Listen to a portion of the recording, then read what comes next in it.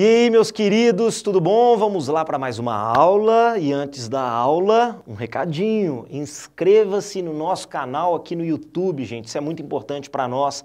Curta os vídeos, compartilhe para quem você sabe que está precisando de videoaulas de qualidade e não deixe também de se inscrever no canal, de ativar as notificações, porque quando você ativa essas notificações, sempre que a gente posta alguma coisa, você recebe um comunicado, beleza? Vamos lá para uma aula importantíssima sobre o período pombalino. Gente, vocês já devem ter reparado que em vários momentos, a gente está aqui na frente de história do Brasil, mas em vários momentos a gente fala de Portugal. Por que a gente fala tanto de Portugal? Porque a gente está falando do período colonial. E quase tudo o que acontece aqui é determinado legalmente lá por Portugal, beleza? Então o governo português, as sucessões de trono, as medidas administrativas que acontecem em Portugal, obviamente, vão ter impacto sobre o nosso território também, beleza? Mas vamos lá então falar sobre esse período pombalino, que é compreendido entre 1750 e 1777. Então temos 20 aninhos aqui de período pombalino. Daqui a pouquinho a gente vai entender o que é esse período pombalino, quem é esse Marquês de Pombal e por que ele se torna o comandante da política portuguesa. Mas antes disso, vamos analisar uma coisinha aqui, ó, essa data. Verdinho, eu preciso decorar datas? Não, mas as datas elas são um ótimo indicativo de períodos e esses períodos vocês têm que compreender de uma forma mais ampla. Aqui, 1750 a 1777, estamos aqui no século XVIII. Século XVIII, que também é conhecido como século das luzes. Por que século das luzes? Porque é nesse momento que lá na Europa as instituições tradicionais do antigo regime, elas estão sofrendo uma série de críticas de vários pensadores que acreditam que aquele modelo não se sustenta mais, certo? Esses pensadores da política, da sociedade, da filosofia, nesse momento, eles fazem parte de uma corrente filosófica chamada de iluminismo, certo? É nesse momento que a razão começa a tomar o lugar que a religião ocupava até então, beleza? O saber científico se torna verdade absoluta, enquanto nos períodos anteriores a gente tinha o saber religioso ocupando esse papel de verdade absoluta, tranquilo? Mas olha só, durante esse período em que a ciência está se desenvolvendo, vários governos vão ser administrados por indivíduos que compartilham dessas ideias iluministas, tranquilo? Até mesmo monarquias absolutistas vão colocar ali no poder ou vão empregar em suas políticas uma série de estratégias baseadas nesses pensamentos científicos racionais iluministas. E esse é o caso de Portugal. O rei de Portugal nomeia para a administração do seu reino o Marquês de Pombal, que é um indivíduo que é um desses estudiosos que a gente chama aí de iluministas, certo? Só que ele não é um iluminista em todos os aspectos, porque o iluminismo, como eu disse, existe um iluminismo social, existe um iluminismo político, existe um iluminismo econômico, e o Marquês de Pombal, ele vai ter várias características iluministas sendo incorporadas às suas práticas, mas nem todas, beleza? Vamos lá entender. Ele, por ser um estudioso, por ser um indivíduo ilustrado, iluminado, vai ser nomeado primeiro-ministro do Reino de Portugal, ou seja, é ele quem manda na administração. E o objetivo de nomeá-lo, gente, é desenvolver Portugal, desenvolver a economia portuguesa. Nesse momento, a gente já está vendo um declínio dos antigos grandes impérios, né? O Império Português e o Império Espanhol estão em declínio, porque o mundo já deixa de ser mercantilista no século XVIII e começa a se constituir ali um capitalismo cada vez mais forte. O capitalismo ele só surge de fato com a Revolução Industrial, mas a lógica capitalista ela já começa a se desenvolver na Europa, tranquilo? E é por isso que o Marquês de Pombal vai ser colocado no poder, para fazer de Portugal também um reino rico dentro desse ponto de vista iluminista que já vai incorporando ali algumas características de capitalismo a essa administração pública, tranquilo? E o principal objetivo do Marquês de Pombal ao assumir a administração pública é libertar Portugal das garras da economia inglesa. Nesse momento, como eu disse, a Inglaterra está em ascensão. A Inglaterra já se torna uma grande potência mercantilista e a Inglaterra, mais para frente, vai ser inclusive o primeiro país a passar pela Revolução Industrial, certo? E aqui, a corte portuguesa, ela quer acabar com uma dependência que é gerada no Reino de Portugal em função desse crescimento dos ingleses. Os ingleses passam a dominar o Reino de Portugal economicamente porque praticam um tipo de mercantilismo que é o tal do comercialismo. Eles investem nas suas manufaturas internas para poder produzir mais riqueza e vender esses manufaturados para outras nações. O Tratado de Methuen, ou Tratado de Panos e Vinhos, faz com que Portugal não só seja um dos maiores consumidores dos tecidos ingleses, dessas manufaturas inglesas, mas também, consequentemente, se endivide para pagamento dessas dívidas, certo? Então, o objetivo de Marquês de Pombal é libertar Portugal dessa dependência econômica que o reino vai se afundando cada vez mais em relação à Inglaterra. E então o Marquês de Pombal vai começar a implementar várias medidas administrativas iluminadas nessa organização política e econômica de Portugal. Por ser um indivíduo que insere uma série de práticas iluministas num governo que é absolutista, o Marquês de Pombal é caracterizado como um déspota, porque ainda administra um reino absolutista, mas com práticas iluminadas. Então ele é um déspota esclarecido, certo? Então esse cara aqui não é iluminista. Ele governa dentro de uma lógica absolutista, mas implementa medidas iluministas. Déspota esclarecido. Espero que tenha ficado claro para todos vocês. As ações do Marquês de Pombal, elas vão, obviamente, acometer Portugal, que é o reino que ele administra, e as suas colônias, especialmente o Brasil, que é o nosso principal objeto de estudo aqui. E agora a gente vai entender mais ou menos o que o Marquês de Pombal faz para poder tentar melhorar a economia de Portugal e se desvencilhar ali do domínio inglês.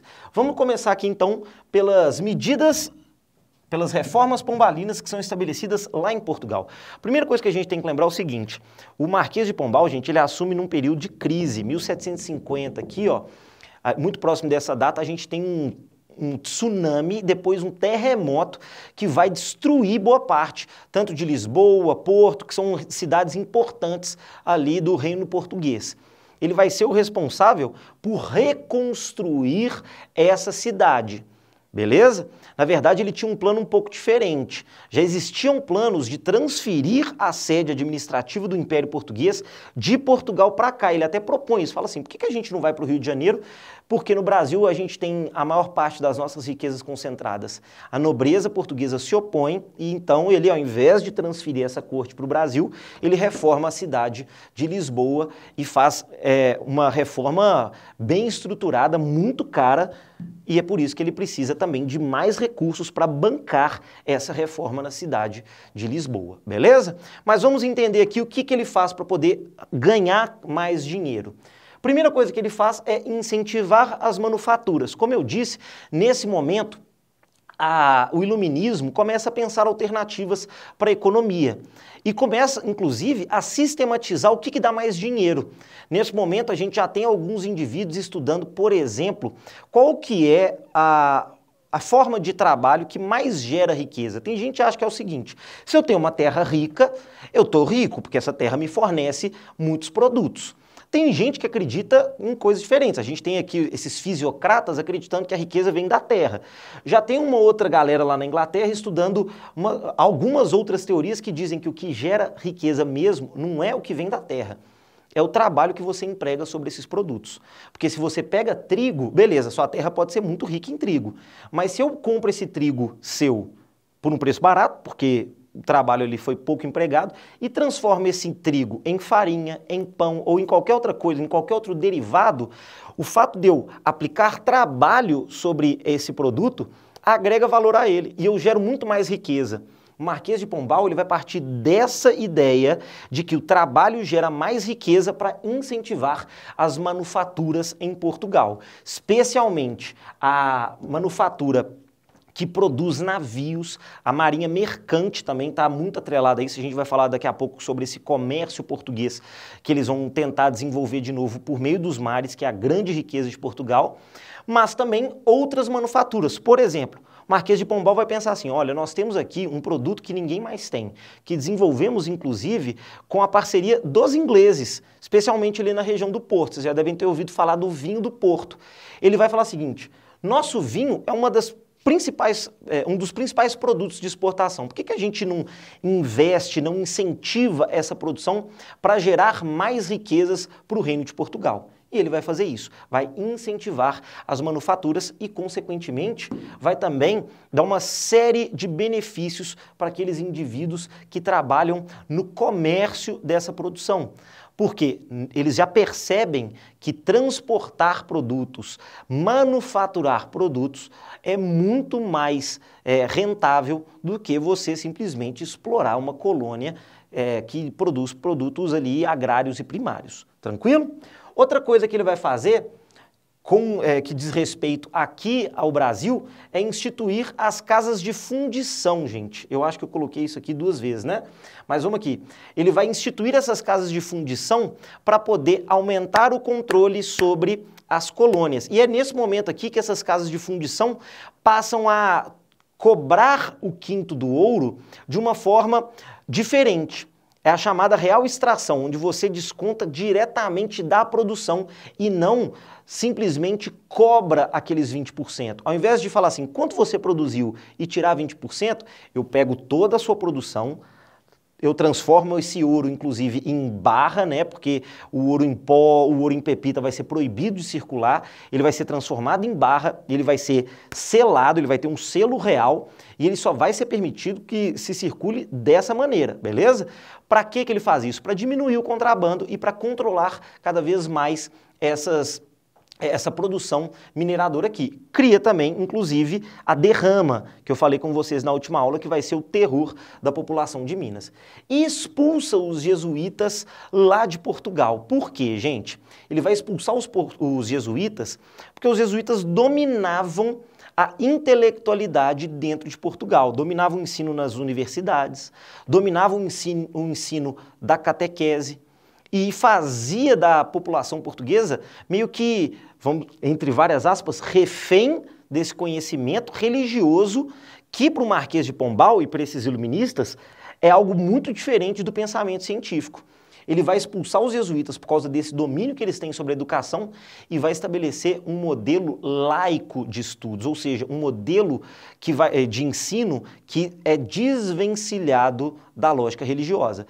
Verdinho ele está estabelecendo aqui a expulsão dos jesuítas e o fim da religião católica obrigatória? Não.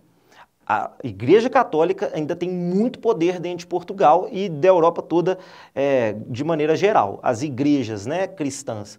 Só que aqui ele está querendo incentivar o Estado a produzir riquezas e educar esses indivíduos para serem indivíduos que pensam a partir da lógica burguesa, que parem de condenar o trabalho, que parem de condenar o lucro e a usura. E é por isso que essa reforma administrativa ela concorda com essa ideia de libertar os portugueses desse estigma de dependentes dos reinos que já desenvolveram essa ideia mais capitalista. Isso está intimamente ligado, por exemplo, na Inglaterra, em outros países que são predominantemente protestantes, porque a ética protestante é diferente da ética católica. Então, a ética católica ela condena o enriquecimento por vias do trabalho. Já o protestantismo, ele enaltece o enriquecimento que vem como fruto desse trabalho, beleza? Agora vamos falar sobre as medidas do Marquês de Pombal aqui para o Brasil. Assim como ele incentiva as manufaturas lá em Portugal, ele permite que algumas manufaturas se desenvolvam aqui no Brasil também. Por quê? Aqui não é um importante lugar para a economia de Portugal? Aqui não tem um monte de gente já trabalhando? Por que não empregar essa mão de obra, esse potencial que a gente tem, inclusive de biodiversidade, de matéria-prima para essa manufatura? Por que a gente não transforma esse potencial em riqueza efetivamente? Por isso que ele vai permitir, pela primeira vez, vai expedir um alvará que permite que sejam criadas manufaturas aqui no Brasil. Isso é muito importante de você compreender. Como eu já disse, ele cria também as casas de fundição e ele também, gente, vai estabelecer aqui, deixa eu pegar um pincelzinho para tentar fazer um desenhozinho mais ou menos aqui para você, ele vai estabelecer o Tratado de Madrid, que vai superar a antiga regra de divisão dos territórios aqui de Portugal e Espanha. Aqui o Tratado de Tordesilhas deixava o que era a leste para Portugal e o que era a oeste para Espanha. Com a União Ibérica, isso deixa de existir. Então tem portugueses ou tem colonos luso-portugueses em todo esse território.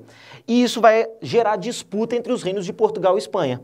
O Tratado de Madrid é assinado em 1750 por ação do Marquês de Pombal, que vai definir com o rei da Espanha o seguinte: olha, já tem português para todo canto. Então vamos fazer o seguinte, vamos redividir esse território. E é aí que o Brasil passa a ter uma configuração muito mais parecida com a atual. Certinho? Outra coisa que ele faz, ele expulsa os jesuítas também do Brasil. Qual que é o motivo dele expulsar os jesuítas aqui do Brasil? Primeiro de tudo, os jesuítas também tinham um domínio intelectual sobre a população colonial, beleza? Mas o principal motivo da expulsão dos jesuítas aqui do Brasil é que aqui no nosso território eles dominavam várias atividades comerciais, várias atividades produtivas. Por exemplo, tinha muito jesuíta controlando os gados bovinos no sul. Tinha muito jesuíta controlando a exploração das drogas do sertão lá na região amazônica. E essas atividades, elas são muito rentáveis. Expulsando os jesuítas, o Marquês de Pombal consegue controle sobre essas atividades, beleza? Mas aí a gente tem um problema. Com a expulsão dos jesuítas, que teoricamente protegiam os indígenas da escravidão, esses indígenas estariam ali suscetíveis à dominação de outros colonos que os escravizassem. Legalmente, durante o governo do Marquês de Pombal, é proibida a escravização de indígenas. Não quer dizer que essa escravização vai chegar ao fim, não, tá, gente? Mas quer dizer que, pelo menos agora, do ponto de vista legal, a gente tem uma lei que, do ponto de vista legal, obviamente que é uma lei, né? Mas agora, do ponto de vista legal, a gente tem uma certa proteção contra essa escravização dos povos nativos indígenas. Isso tudo dá certo durante esses 27 anos? Dá. Portugal começa a desenvolver a sua economia e começa a se tornar mais forte do ponto de vista mercantil? Sim, só que tudo isso vai ser praticamente desfeito quando, em 1777, o rei de Portugal, que colocou o Marquês de Pombal nesse controle da sua administração pública, morre. Quem assume o trono é Dona Maria, sua esposa. Dona Maria, fervorosa devota dos jesuítas, certo? Ela vai acabar com praticamente tudo que o Marquês de Pombal fez, especialmente em Portugal. Vai cancelar a permissão das manufaturas aqui no Brasil, vai permitir que os jesuítas voltem tanto para Portugal quanto para Espanha. As únicas coisas que ela não vai desfazer aqui no Brasil são os tratados, né, que dividem a terra e a implementação de medidas mais eficientes para controle das minas. É por isso que uma região muito rica, que passa a ser muito controlada pela coroa, vai desenvolver esse sentimento separatista, porque a região de Minas fica cada vez mais rica e controlada mais de perto, recebendo maior controle por meio da coroa portuguesa, eles vão falar o seguinte: olha, nós somos ricos o suficiente para poder nos desvencilharmos desse controle. E é aí que surgem as primeiras ideias inconfidentes aqui no nosso território colonial, que hoje a gente chama de Brasil. Tranquilo? Pessoal, espero que tenha ficado claro para todos vocês. De novo, lembrem-se de se inscrever, de curtir, de compartilhar, de ativar a notificação e fiquem espertos para as próximas aulas. Um beijo para vocês.